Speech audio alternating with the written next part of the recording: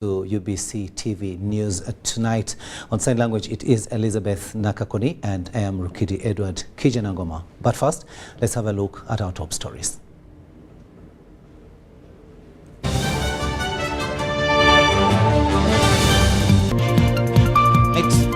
President Yoweri Museveni cautions on challenges and threats of embracing technology and digitalization.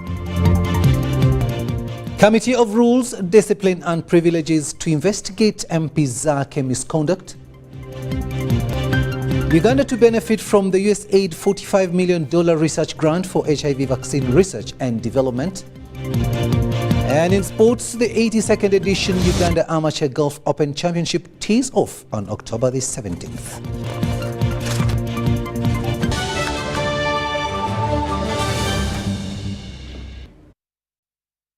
Hello there and welcome once again. We are coming to you live online and on air from Broadcast House here on Nile Avenue. Now, President Yoweri Museveni has said that much as the world and Uganda are embracing development of technology and digitalization for better societies, there is need to mind the challenges and threats coming along with this era. President Museveni was opening a 2-day annual ICT job fair at Kololo Independence Grounds here in Kampala.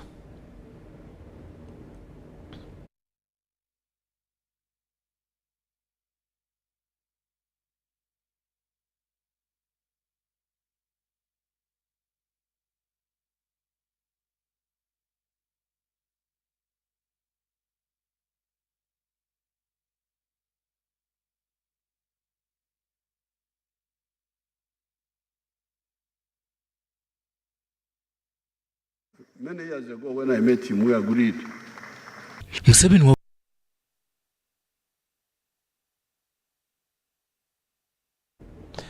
Now we're still working on that story, but we'll give it to you when it is ready.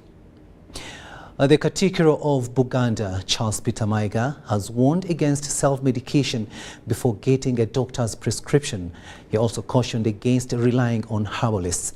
The Katikiro was speaking at a ceremony where Buganda Kingdom signed a memorandum of understanding with the National Drug Authority to create awareness on public use of drugs and herbal medicine. We have more in this story. Education and the uncontrolled use of herbal medicine have become common with the public, accumulating disease that eventually results into death. A survey conducted by the Ministry of Health on overused self-medication shows many Ugandans do not medical advice before buying and consuming drugs. Buganda Kingdom and National Drug Authority have signed a memorandum of understanding to create public awareness on self-medication, medical prescriptions, and consumption of herbal medicines. We, together with NDA, encourage people to stop self-medication. Katikiro and the Minister of Gender in the Kingdom say herbalists also mislead the public with herbal concoctions and extort money from the public. We shall also work with the authority to promote correct use of herbal medicine. Because you see, we also have a danger there from the practitioners, the traditional practitioners, because some of them take advantage of the patients who go before them. In cases of, say, mobilizing the herbalists or those that will plant the trees. The chairman of the National Drug Authority, Meda Dibitechelezo, said traditional medicine consumption must be regulated to avoid harming the public. So that there is assurance that the people of Uganda and the entire population of Uganda have access to safe and quality medicines, both traditional and conventional. By the way, people may deny. Over 70% of Ugandans first use traditional drugs before they even go to hospitals. National Drug Authority Executive Director David Nahamia says the authority is currently working to make the herbal medicine improved and available on the international market. We have been trying to encourage them to make them commercial, so that knowledge does not die away with the indigenous people. We want to make sure that these herbal medicines can be put on commercial so that everybody, Ugandans, can benefit. On the recent, there have been several clashes between traditional herbalists and National Drug Authority in an attempt to regulate their work. Abdul Nasir Lowama and Joseph Muyingo for UBC. Now, Uganda has been identified as one of the 8 African countries that will benefit from the $45 million US research grant for HIV/AIDS vaccine research and development in Africa for the next 5 years. Now, Uganda will be represented by the Joint Clinical Research Center and Makerere University Walter Reed Project, with South African Medical Research Council as the lead research agency. The United States Agency for International Development has selected Uganda to be among the 8 African countries to benefit from the US $45 million grant to advance HIV vaccine research and development for Africa for the next 5 years. Other African countries selected are Kenya, Nigeria, Tanzania, Zimbabwe, Zambia and Mozambique, with South Africa as the lead country in the research. The Joint Clinical Research Center and Makerere University Walter Reed Project will represent Uganda in the research due to their long-time experience in HIV/AIDS related research works. So these 2 institutions are not new to the HIV vaccine research work. The USAID grant that we have received is going to enhance work among these 2 institutions. Grant that has been awarded to 8 countries will ensure that our scientists, locally, African scientists, will go in the lab. They will do what we call research and development. The grant will boost the capacity of African scientists and researchers to develop an HIV vaccine. To note that this grant is going to help African scientists to design and develop a vaccine, with their own scientific minds. The Directorate of Services with the Ministry of Health, Dr. Charles Oraro, together with the chairman of the Joint Clinical Research Center Board, Professor Charles Sibinjira, pledge cooperation and support. Government and the ministry won't first start by applauding and thank the United States government, particularly USAID, trying to look at the African solution, because as you know that more than 80% of the burden of death is in sub-Saharan Africa, which is inclusive of Uganda. Therefore, we shall give all the necessary support to these 2 teams to ensure that this money is put to use to do that work. In 1991, President Museveni founded the Joint Clinical Research Center as part of the efforts to address the HIV situation in the country. Crispus Arenitwe, Juko Colin, UBC News. Juko and Christmas, thank you for that story there. Now, let's go back to our first story, where President Yoweri Museveni said that much as the world and Uganda are embracing development of technology and digitalization for better societies, there is need to mind the challenges and threats coming along with this era. Now, the President was opening a 2-day annual ICT job fair at Kololo Independence Grounds here in Kampala. We understand that story is ready. Let's have it now. The second national ICT job fair happening at Kololo Independence Grounds in Kampala has attracted exhibitors, religious leaders, youth leaders, permanent secretaries and members of the general public. RSU is willing to offer its infrastructure and structures, including mosques and churches, to the Ministry of ICT for mobilization of the youth. Needless to say that our media outlets are performing very well and are ready for deployment. Our request as council is that government deliberately invests in building a data center that belongs to government, where people will know that their data is stored and secured by government. for it is organized and funded by different players, with the Ministry for ICT and National Guidance being in the lead. This year, we will continue to offer 50 internship opportunities.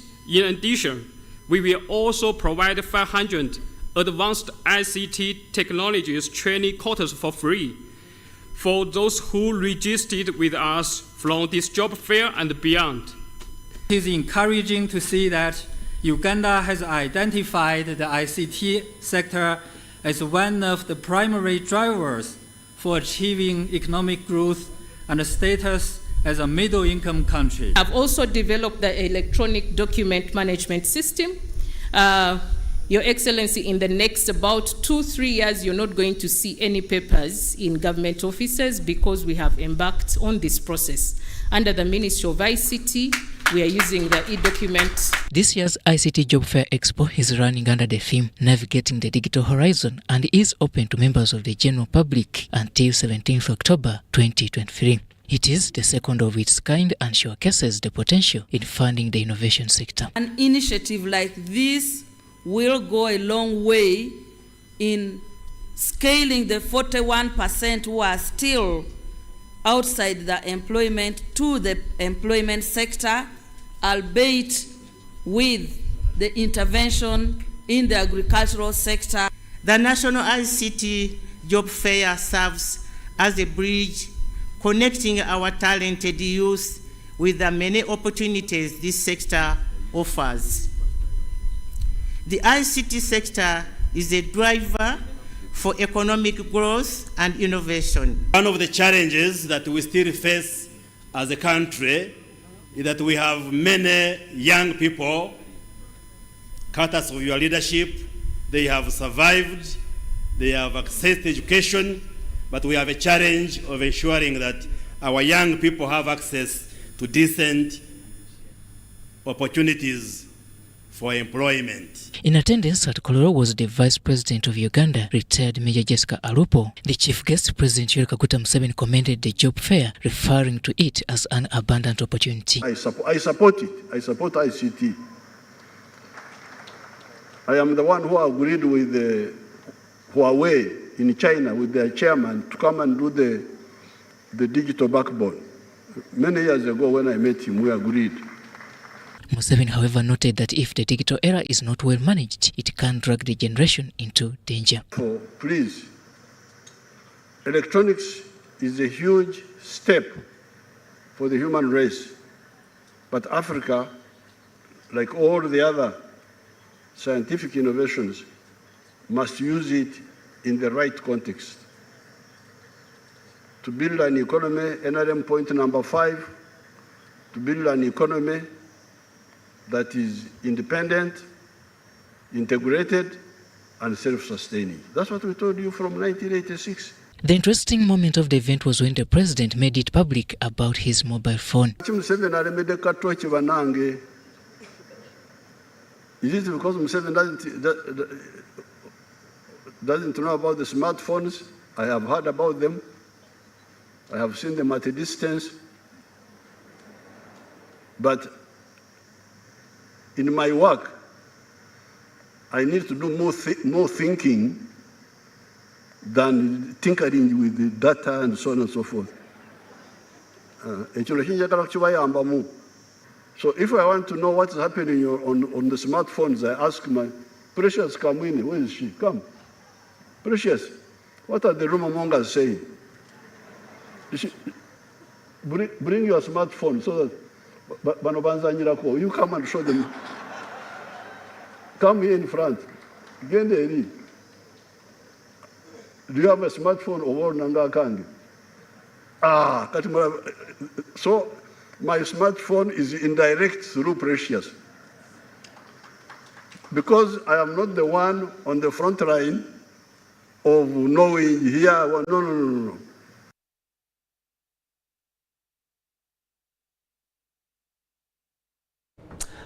President Yoweri Museveni ending that story, of course, and talking about his, rather that phone that he uses that is not a smart one. Meanwhile, President Yoweri Museveni has called for collective efforts that protect the Nile River and ensure its continued viability to beneficiary countries. The President said there is also a need to resolve the ongoing dispute over user rights among the Nile Basin countries. President Museveni also guided that Egypt should look at the advantages of electricity and electricity generation, which enable members to pursue their objectives of industrialization, create jobs, especially for the youth, and also increase exports for industrialization. Take a watch. Ladies and gentlemen, let's stand up to welcome our guest of honor, the Vice President of the Republic of Uganda. Let's all stand up. Our guest of honor, most welcome. We should learn lessons from several challenges that have arisen along the journey to bring legally binding Nile cooperation. The tensions over the utilization of Nile waters have underscored the need for continued diplomacy and dialogue with the construction of the Grand Ethiopian Renaissance Dam, serving as a key reminder of the complexities we must navigate. As challenges emerge, so do opportunities for collaboration. Ladies and gentlemen, let me now communicate to you the message which His Excellency the President, General Yoweri Kaguta Museveni, asked me to articulate. Apparently, we have a very Pan-Africanist president who can even give his message verbally to his vice president to come and articulate in such a very important forum. He asked me to say that he has heard that Egypt is still concentrating attention too much on the agreement which was signed a long time ago in Khartoum.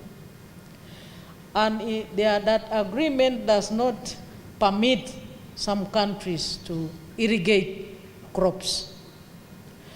So he asked me to say that if that is true, Egypt should concentrate on focusing attention together with all of us to preserve and protect environment.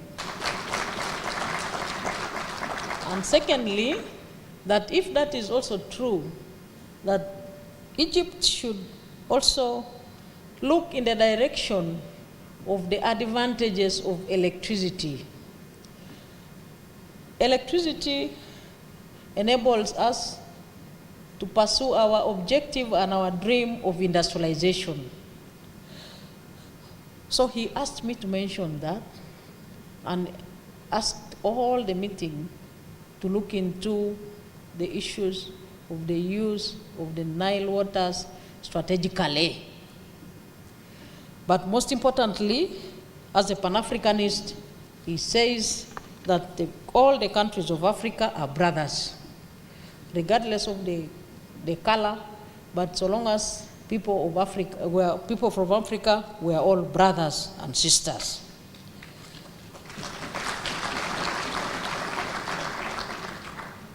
So he wished you a very, very successful engagement in this meeting and in your future engagements. He hopes that you will be physically present in one of those meetings which you will have in future.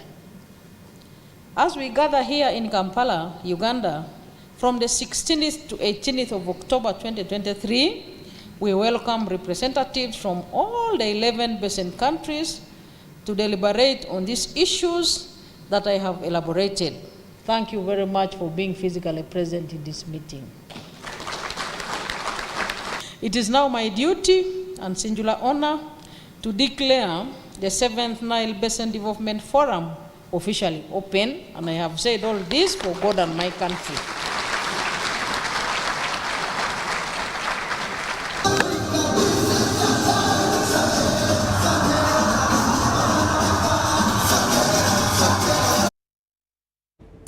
to the August House, where the Committee of Rules, Discipline and Privileges is due to commence investigations into allegations on MP Zake's misconduct last Friday. Zake is accused of demeaning Rakai District Woman Representative Juliet Chinyamatama during his visit to Rakai District.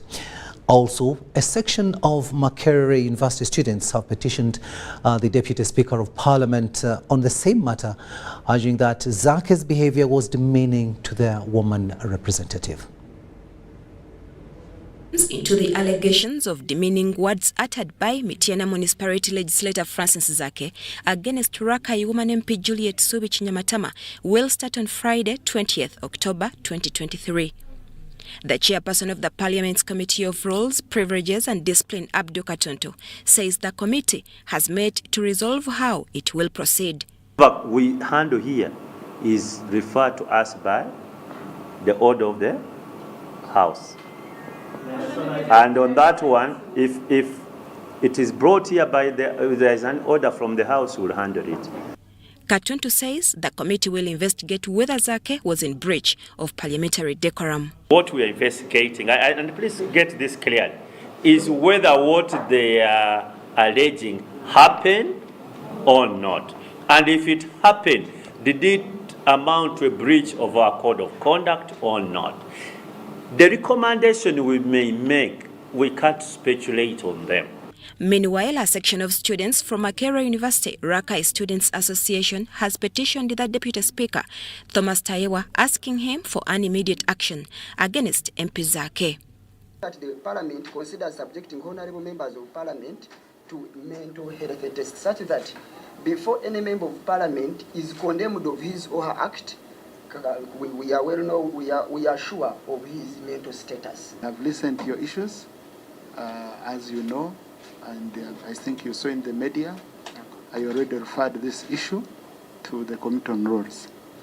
Trouble for MP Zake began when he attended the National Unity Platform Party Independence Cup football tournament in Ramagwa Village, Buyamba constituency in Rakai District. And Zake is alleged to have insulted the person of Chinyamatama, the woman representative of that area. Shamim Naiga and Gloria Gutabenji, Parliament. Now, the Inspector General of Government, Olive Betty Kamia, is concerned about substandard houses constructed by real estate developers in the country. Kamia acknowledged the numerous complaints received from homeowners about the poor quality of houses, particularly condominiums sold by real estate developers. She listed specific complaints from areas like Spices Apartments, Waves Apartments, Jasmine Courts, among others. These complaints range from poor building materials, ceiling leakages, inferior plumbing, substandard pipes, low-quality electrical work, and unfinished projects. Many of the players in this sector are foreigners who come to live and work in Uganda, and you allow them. We would like to know under what terms they are allowed to work. And haven't you ever heard of Ugandans complain about the services of some real estate developers? And do you have a monitoring role? Or do you just renew their work permits whenever they expire without evaluation of their contribution to Uganda? Uganda Investment Authority are not here, but we shall want to know what their role is to ensure that Ugandans get value out of the investors whom they give investment licenses and under what terms they operate. A possible real estate developer syndicate was with a significant absence of key local authorities, including KCCA, Wakiso District, and Chira Municipality representatives. AKIK, Uganda Limited, Fakrodin Properties are either brothers or they come from the same community. They come from the same. I was in Dubai and I was tempted to go to Fakrodin Properties in Dubai. And I wanted to present my report in Dubai. A colleague told me, don't tarnish these guys, they'll go down on the continent. How do they operate? When I told them this, they said, no, that racket is being fueled by your country's system. That this is fueled by corruption in the system in your country, Uganda. The Inspector General of Government, Betty Kamya, scrutinized the National Review Board, Immigration and Housing Finance Bank for overseeing construction quality and foreign investors. These people don't employ professionals in doing their job. They do the designs, and even the ones that do the designs do anything and just put it there. So when you get in there, the design is fake, the construction is fake, some windows are falling off. We have brand new buildings where whatever windows are falling off. That is the situation in the sector. State Minister for Housing and Urban Development, Persis Namuganza, acknowledged policy framework challenges, emphasizing the pending real estate bill's significance. There are challenges faced by building committees in ensuring compliance and need for a checklist for prospective home buyers to assess the quality of properties. I want to start by really saying sorry for the pain you are going through, but actually also feel it, because indeed the complaints come from you, and there are so many from our political leaders coming to us back and forth. Representatives from the diaspora emphasized government agencies in fulfilling their regulatory roles to protect homeowners. Let us save face for the sake of our brothers and sisters who do not sleep at all, who work as undertakers, who work in restaurants. You're seated enjoying your sausages and what? Ripping off people. It is really disheartening. I think this is the part where you wanted to chase out the media. This therefore calls for a need to address grievances of homeowners and create transparent and accountable real estate sector. Sudat Kaye, UBC News.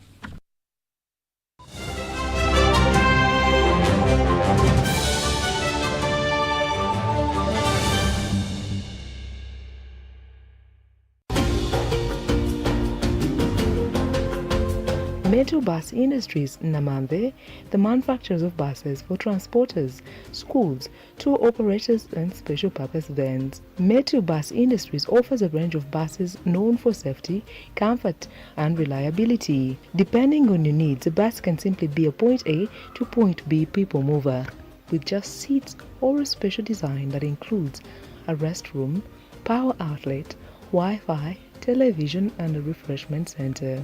Buy your buses from Metu and support industrialization of Uganda. Do you need data collection services, data analysis and reporting, monitoring and evaluation systems? Then contact Mold Technologies, a professional research firm that has provided many organizations with timely research solutions for over 15 years. For more information, visit www.mt.co.ug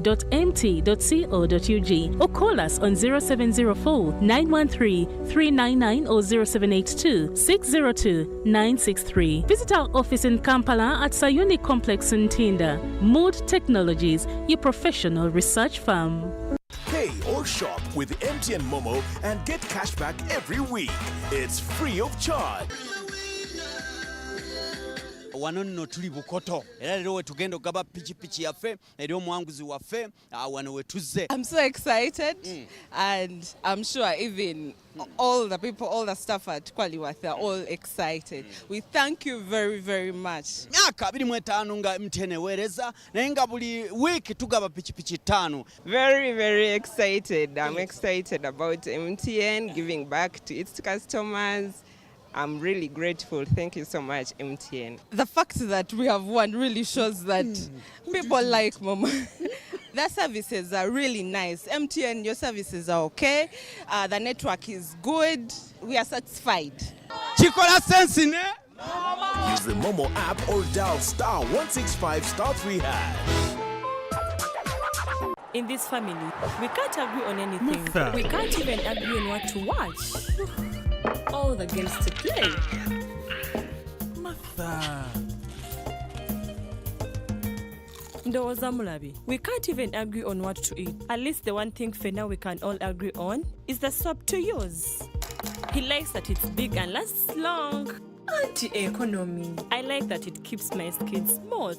Ate alina echovu. and the children like that. It smells amazing. Everyone is happy. Movit soap comes in 4 fantastic flavors. Movit family soap is truly soap for the whole family. Movit. All day confidence. Sebo. Yes? This is the bill. What? Malaria testing, 10,000. Treatment, 100,000 since we put on drip. Hey, Musao, can you read this for me? Before I brought my wife here, I'd already spent money on buying herbal medicine and drugs from the pharmacy, which didn't work. But Sebo, the government gave out mosquito nets. Doesn't your family use them? We got the mosquito nets, but they got holes and we didn't know what to do.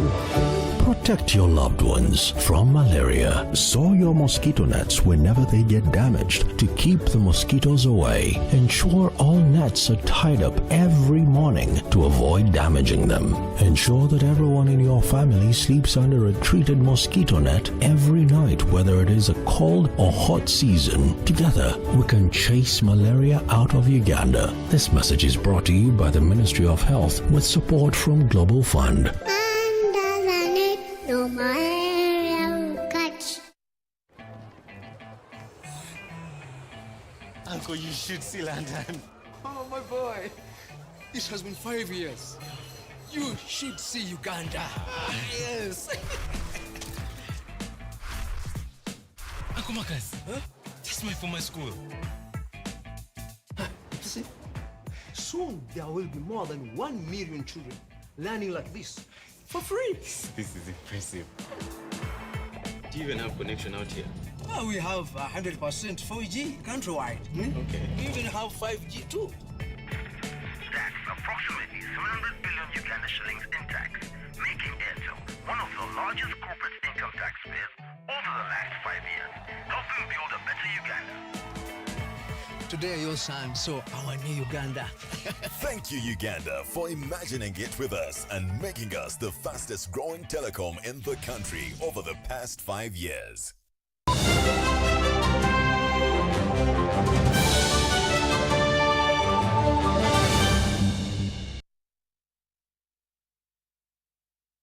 Welcome back from that break, and this is News Tonight here on UBC TV. Elizabeth Nakakoni is on sign language, and I am Rukidi Kijjanangoma. Now let's go to the courts of law, where a High Court Civil Division has set the 17th of November 2023 for the applicants to cross-examine the respondent witnesses in the case where Roswell Women and Children Hospital was sued for detaining a baby allegedly over parents' failure to pay hospital bills. Now, this followed an adjournment by Judge Esther Nambayo due to the absence of the witnesses in court. Parties in the case where parents of the baby sued Roswell Women and Children's Hospital for allegedly detaining their baby have appeared at the High Court Civil Division before Judge Esther Nambayo to proceed with the hearing of the case. Although the applicant's lawyer was to cross-examine the respondent's witnesses in the matter, this was impossible since the witnesses were absent in court. Judge Nambayo ordered all parties to file written submissions and return to court on the 17th of November 2023 to proceed with the case. Unfortunately, we could not proceed because our colleague, the land colleague representing the respondent, was unable because he's sick. He got a cold and a cough. As such, court has given us another date, 17th of November, to see how we can proceed, especially cross-examination. Geoffrey Musima, the applicant's lawyer, expressed worries in court over the situation of the baby. Scar or the left leg having a scar of the child. However, we were just updating court, and as our side, the applicants, we are going to do everything possible to ascertain whether it is a scar or it is just a small issue. Judge Nambayo also highlighted on the matter that objected the ordering of the hospital pay for DNA testing for the baby, which didn't mean that the hospital was guilty. However, to confirm if it was the real baby that was in question, the parents of the baby in the case sued Roswell Women and Children's Hospital after the hospital retained their baby for 4 months for alleged failure to pay hospital dues. Rebecca Nantongo, UBC News. Will remain in the courts of law momentarily, and Nabweru Magistrate Court State Prosecutor Chigwala Simon has been sentenced to 1 year in prison or to pay a fine of 7 million shillings after being found guilty of corruption. Chigwala Simon was convicted by the Anti-Corruption Court with the offence of directly soliciting for gratification of 6.2 million shillings from Zam Undajire and Kasumba Octavius in line of letting their relative be granted bail. State Prosecutor Simon Chigwala of Nabweru Magistrates Court at the Anti-Corruption Court was charged and convicted with 2 counts of corruption. The evidence on court record indicates that on 15th September 2019 at Nabweru Magistrates Court and at Nabweru Pre-Grounds in Wachiso District, he directly solicited for gratification of 6.2 million from Zamu Ndagila and Kasumba Octavius to secure bail for their relatives. Magistrate Esther Asimu of the Anti-Corruption Court sentenced State Anthony Chigwala Simon to 1 year in prison on each count or to pay fine of 7 million. I note his family responsibilities and admission to the bar course, and I also note that the convict appeared remorseful, and I believe that this experience has taught him lifelong lessons. I've taken into account the aggravating factors in this case, especially the abuse of trust and damage to the reputation of the DPP. In cases of this nature, this damaged reputation extends to all the associated justice institutions, including the judiciary and the police. In the end, corrupt actions by an official in one institution diminish public confidence in the entire justice system and undermine the government's general fight against corruption. As such, the convict must be punished to send a message to other serving officers to desist from corruption. Chigwala Simon is now barred from serving in any government office for 10 years from the date of conviction. The accused was arrested by State House and Corruption Unit together with police. Criminal Session Case number 2. Meanwhile, the hearing of the case where the former Executive Director of National Animal Genetic Resource Center and Database Bank, Dr. Charles Lagwa, and 2 others who are facing charges of corruption, abuse of office and causing loss of 4.5 billion to government at the Anti-Corruption Court flops. This followed when prosecution failed to present the 8th witness, as directed during the last court sitting. Judge Margaret Teulia said 25th October 2023 to resume with the hearing of the case. Deborah Namamonde, UBC News. To other news now, and Makerere University has hosted stakeholders, academicians and diplomats from various countries for the Geopolitical Conference 2023. Academics, policymakers and experts converged to discuss critical geopolitical issues shaping the world, as we hear in this story. The conference addressed regional conflicts, trade relations, environmental suitability, and technology governance. Exceptional, but that is changing, and you might not alone on those rivers, aquifers, and transboundary waters. So, how can we ensure that there is proper governance? Keynote speakers emphasized diplomacy and cooperation in resolving the issues. At least the possibility of a second major war in the Near and Middle East will continue to affect the African continent, at least economically and diplomatically. The event showcased academic cooperation in addressing geopolitical challenges. Scholars from diverse fields such as international relations, economics, and political science debated and shared research findings. For over 10 years, AMISOM African mission in Somalia, but now called ADMIS. But obviously, we need to be making sure that in the coming years to come, those troops in Somalia be replaced by Somali troops to take over the security of the nation. So it's very important that we discuss ways in which we can actually do that, and the easiest way of doing it without compromising the security of Somalia. In addition to academics, high-ranking diplomats from several countries engaged in dialogue fostering international cooperation and understanding. Transformations and innovations into some basic technologies or basic services or basic knowledge that can also benefit our rural communities and people who are displaced, because our region has many people who are refugees, those that are affected by displacement, those that are affected by conflict. So we are discussing all of this to see how the development agenda could benefit many that are stranded in turmoil. And men to respect women, not just to view women as objects of sexual products. So we do all those projects, and for education we have quite a number of projects, even with the First Lady, which addresses second chance education. The 2023 Mackay University Geopolitical Conference event was a testament to international cooperation in addressing geopolitical challenges. In the meantime, diplomacy and dialogue remain essential tools in resolving complex geopolitical problems. Robert Katamba, UBC News. To Lango region now, where Lango cultural leaders have appealed to government to revise its curriculum to include objectives that develop cultural values in children like it is with environmental values.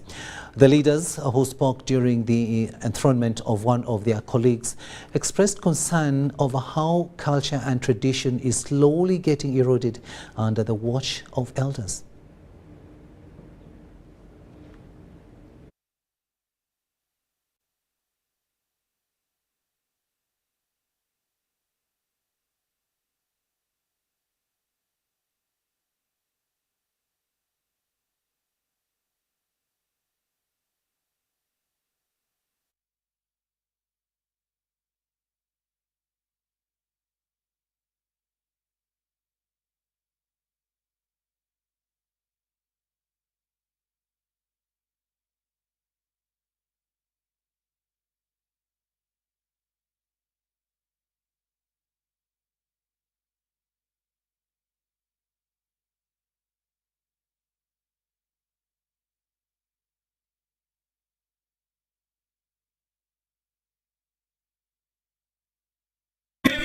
Culture provides a sense of identity, belonging, and understanding the ancestral values. It is unique and varies from a place to another. One of these clans in Lango is Inomo clan, well known for massage and physiotherapy. Dokolo Woman MP Cecilia Ogwal is a testament to the service offered by this kin group.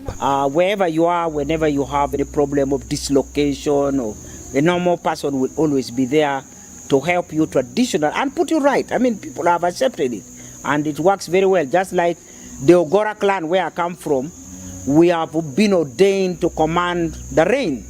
And we can command the rain to stop, or we can command the rain to come. So we are also renowned for that, and nobody can dispute that. Basically, the clans in Lango were divided along different specialized skills and practices. And that in itself was very important because it allowed interdependence, among clans. Because your clan may be deficient in a particular practice, in a particular skill, and therefore it warranted you to depend on other clans. The knowledge is passed on from generation to generation, and it does not matter the age of a person. For people who know what the normals can do, I think they have been getting good service. Unfortunately, over the years, because of modernity and because of religious influences, some of these skills and specializations are getting lost. So we need to look at it closely, because where did science of medicine come from? It came from common knowledge. The curriculum in our schools must be revised in such a manner that culture is given a specific place. Just like we have objectives that develop that are geared to develop environmental values, we should also have the same for culture. Fred Ogwale, former UN staff, has been enthroned as the sixth chief to lead this clan of over 30,000 subjects. He plans to enroll his members for a basic training on physiotherapy and set up locations so that people begin paying for this service that has for long been for free. The Lango, a Nilotic tribe in Uganda, came from Abyssinia in Ethiopia through the Otuke Hill and settled in the present-day Lango sub-region. The three clans of Arak, Atek and Okaruok that existed were well known for diverse knowledge in the war, hunting, gathering and herbal medicine. Although the splinter groups have grown to 152 currently, some clans have preserved their culture. Eddie Olwa, UBC News.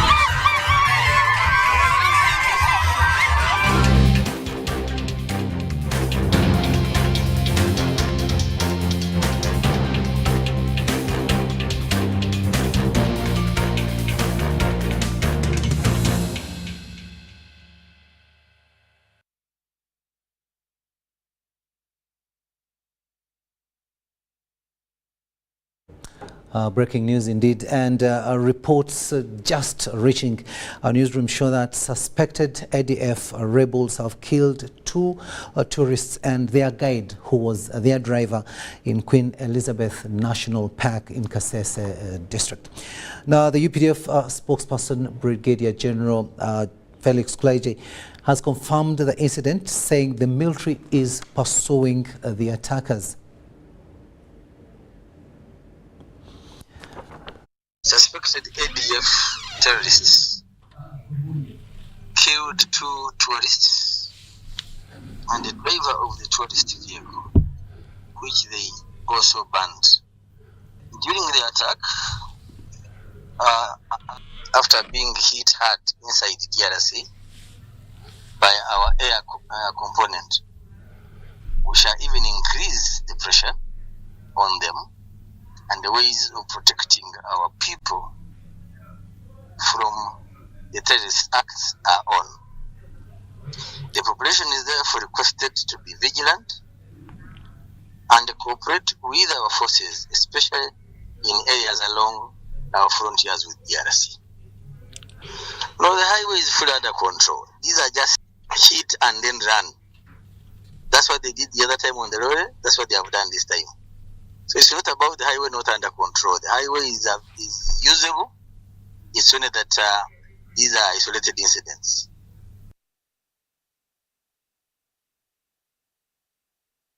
There, Brigadier General Felix Kulayije confirming the incident, and it is said that the incident happened at 6 p.m.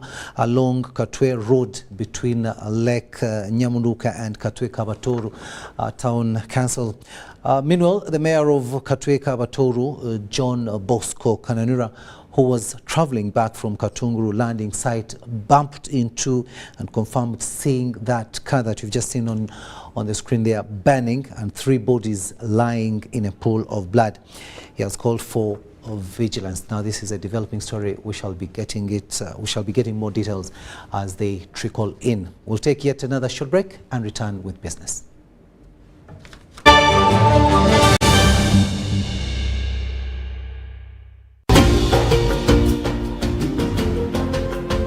Metu Bus Industries, Namambe, the manufacturers of buses for transporters, schools, tour operators and special purpose vans. Metu Bus Industries offers a range of buses known for safety, comfort and reliability. Depending on your needs, a bus can simply be a point A to point B people mover, with just seats or a special design that includes a restroom, power outlet, Wi-Fi, television and a refreshment center. Buy your buses from Metu and support industrialization of Uganda. Did you know that you can safely and conveniently make your school fees payments anytime, any school, anywhere using Airtel Money? Oh yes! Simply pick up your phone and dial *185#. Select option 6, school fees. Choose between school pay, peg pay, or shore pay. Enter student number. Enter amount, confirm name and transaction. Enter Airtel Money PIN. A confirmation message will be sent to you upon a successful transaction. Airtel Money. Instant, secure, borderless. Do you need data collection services, data analysis and reporting, monitoring and evaluation systems? Then contact Mult Technologies, a professional research firm that has provided many organizations with timely research solutions for over 15 years. For more information, visit www.mt.co.ug or call us on 0704 913 399 or 0782 602 963. Visit our office in Kampala at Sayuni Complex in Tinda. Mood Technologies, your professional research firm.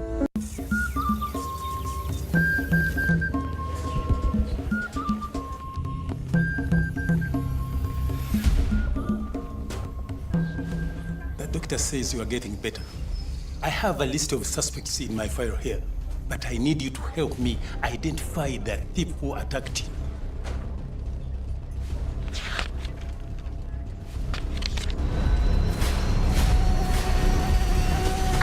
This cat thief again. Malaria is a thief. Don't let it rob you and your loved ones. Prevent it by sleeping under a mosquito net. Clear bushes and all stagnant water around you. If you notice any symptoms, go to a health center near you to test and treat. And ensure to complete your full dose to avoid severe malaria, which could lead to death.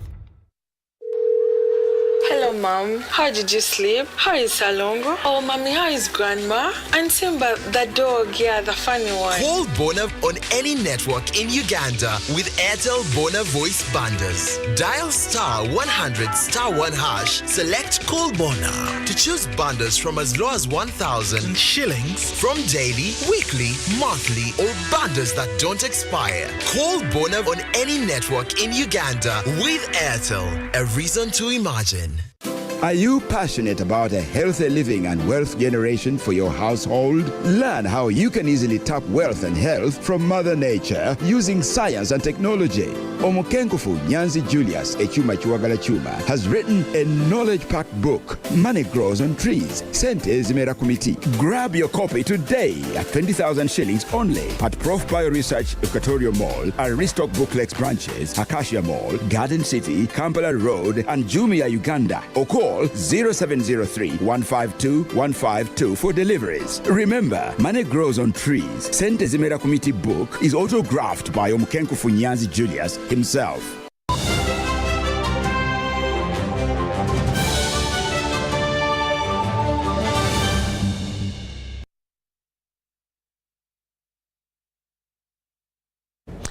Business news now, and the financial industry sector players are warned against tolerating any form of staff misconduct. Tumboine Twinemanzi, the Director Supervision at the Central Bank, says it's not enough to provide services, but what is equally important is how customers are treated.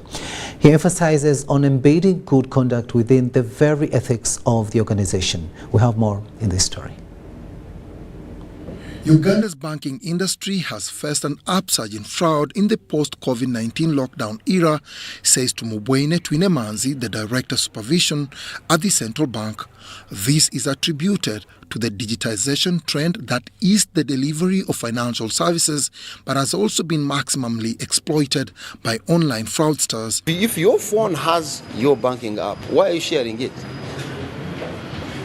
Someone says, I want to use your phone, say no, I don't have airtime. It has your banking app, for crying out loud. Because these days, technology is so sophisticated. If I want to defraud you, all I need is exactly 45 seconds with your phone. That's all I need. To download something and I can replicate everything that you have on your phone.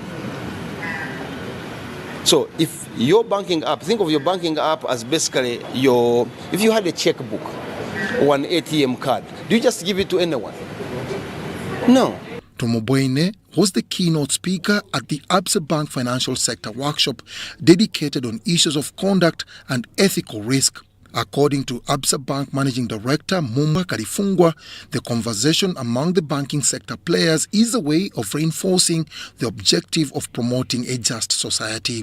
We have come up with our learnings as Absa Bank to say this is the way we manage conduct risk at an organization and enterprise perspective. Where does conduct risk and ethics sit in the overall principal risk management of the organization? So for us, it is one of the key principal risks that we manage as an organization, and therefore it speaks to the importance that we attach to this. So it sits at the pinnacle of all the principal risks that we run as an organization. There is a realization that conduct and ethics are at the pinnacle of everything that the financial industry does, and therefore managing conduct risk within a financial organization is paramount. Because if someone works in an institution which is entrusted to keep public funds, and they're the very same person who are using the knowledge they have and the information they have to take advantage and put a customer at a disadvantage, okay? That's what conduct risk is about. And that's why this conversation is happening. So any customer that is dealing with a financial services institution, they want confidence, number one, that they're dealing with a credible institutions. Number two, they want confidence that the deposits that they hold with the financial institutions are actually protected and they're being managed by people with high moral standards, so to speak. The workshop speaks of knowledge sharing in managing the conduct risk and forms building blocks towards strengthening conduct and ethical practices within the banking sector. Dennis Igoa for UBC News.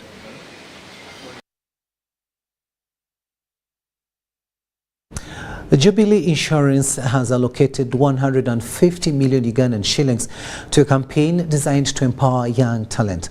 Now, the competition will be open to students from various schools in Uganda. Sandra Kaunde reports. Jubilee Insurance, a well-known insurance company, has launched a heartwarming initiative in Uganda. They are investing a generous sum of 150 million Uganda shillings in various schools as part of their art and painting competition campaign. The initiative aims to provide students with a platform to explore and nurture their artistic talents. The concept is simple but impactful. Through art and painting, Jubilee Insurance wants to encourage creativity and self-expression among the youth. Being the first of its kind, then we did not attract as many children as we wanted, but now we have the opportunity to bank on the previous lessons, and we are opening this campaign to as many children, and we are targeting them much earlier to allow them the time to really have to invest in their art pieces and do all that work in time. Jubilee Insurance representatives have already begun visiting schools to kickstart this campaign. They are interacting with students, explaining the competition and offering guidance and support for budding artists. Okay. So we look at the future, bringing out the art. The art bringing the future in them is when you tell children to paint your future, they sit down and begin to think, do I want to be a teacher? Do I want to be a doctor? And they begin to imagine, what do I need to be a doctor, to be a teacher? And at this point in time, you're trying to draw that attention that their future begins today. They need to think about it. They need to imagine it, because it all begins in the brain. And then they're able to maybe move in their next level thinking, oh, I once painted that I want to be a teacher. How far have I gone? I wanted to be a policeman. Is it still something I can achieve? So we believe that art helps children to dream, because it's creative, it's not limiting, there's no error in art, and that's why we believe that art is one of the tools that can help children imagine and build their future. The financial contribution from Jubilee Insurance is expected to provide schools with the necessary art supplies and facilities. This will enable students to create and express themselves through art more freely. Sandra Kahunde, Robert Katamba, News Tonight.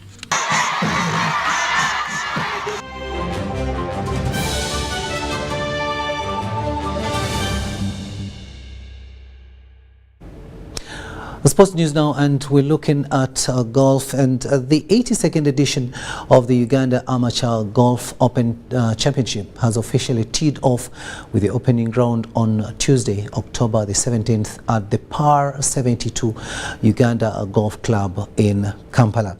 The Open has a rich history owing to the founding year of 1932 when H. Davidson won the inaugural edition. On Wednesday, an overwhelming pool of 126 golfers will swing off as early as 7 a.m. in a stroke format of play. The majority of these golfers are from Uganda, Kenya, Rwanda and Tanzania. A cast of former winners such as Joseph Chwinyai, Rogers Byarhanga, and lately the holder Andrew Sekibeja are all in action. The amateur competition comes after the climax of the Ladies Open that attracted up to 120 golfers from different East African countries. Uganda Open Golf Championship is the most prestigious golf competition in the country.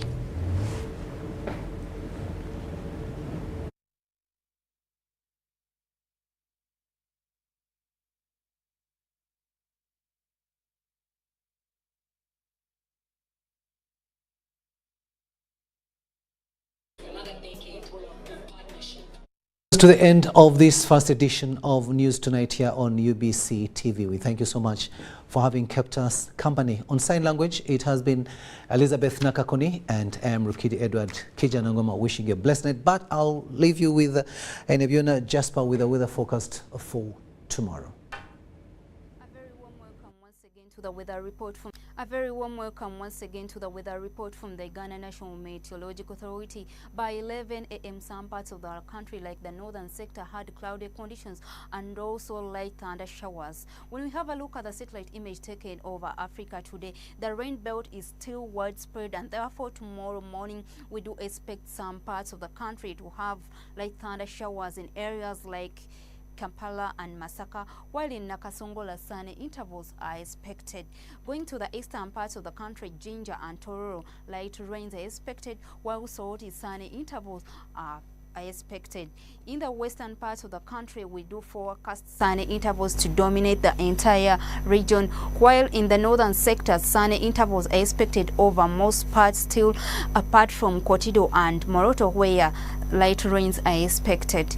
In the central parts of the country, afternoon we do expect a high of 26 degrees Celsius in Kampala, while Masaka also 26 degrees Celsius with light thunder showers, and in Nakasongola 28 degrees Celsius with light thunder showers. In the eastern region, Jinja and Tororo, we do expect a maximum of 28 degrees Celsius with light thunder showers, and in Soroti it will be light rains with a high of 29 degrees Celsius. In the western parts of the country, we do expect a high of 30 degrees Celsius in Kasese, while in Bala it will be 26 degrees Celsius with light thunder showers, and in Masindi 28 degrees Celsius with light thunder showers. Going to the northern parts of the country, we do expect the entire region with the light thunder showers to dominate, with a high in Kotido to be 29 degrees Celsius, and also in Moroto, light rains are expected with a high of 29 degrees Celsius. Those traveling to world cities like Cairo is expected to have a maximum of 30 degrees Celsius with sunny intervals, and in Tokyo also sunny intervals are expected with a high of 24 degrees Celsius, and those going to Washington DC, sunny intervals are expected with a high of 19 degrees Celsius. London, light rains also are expected with a high of 17 degrees Celsius. Thank you so much for watching the weather report. You can find us on YouTube and also on our website. Good evening.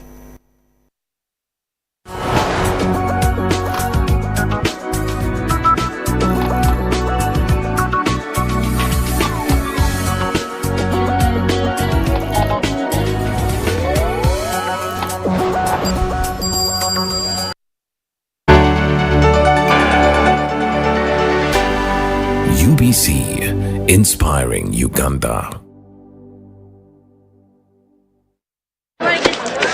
Junko. Yo. Check the shopping, man. What's your secret? Haven't you heard of the parish development model PDM? Yes, I did, but I thought it was just a talk. No, Sebatia. It is real. real. I and a few friends together formed a circle, accessed money from the PDM, invested in a poultry project, and now things are moving. Joko, I thought I was one of your friends. You are, but you left me behind. I didn't leave you in poverty. What you do, just visit your LC2 chairperson and your parish chief, and start the process of economic transformation. Just like that. The parish development model is an initiative from the government of Uganda through the Ministry of Local Government, designed to transform all lives of Ugandans for the better. PDM, my parish, my development.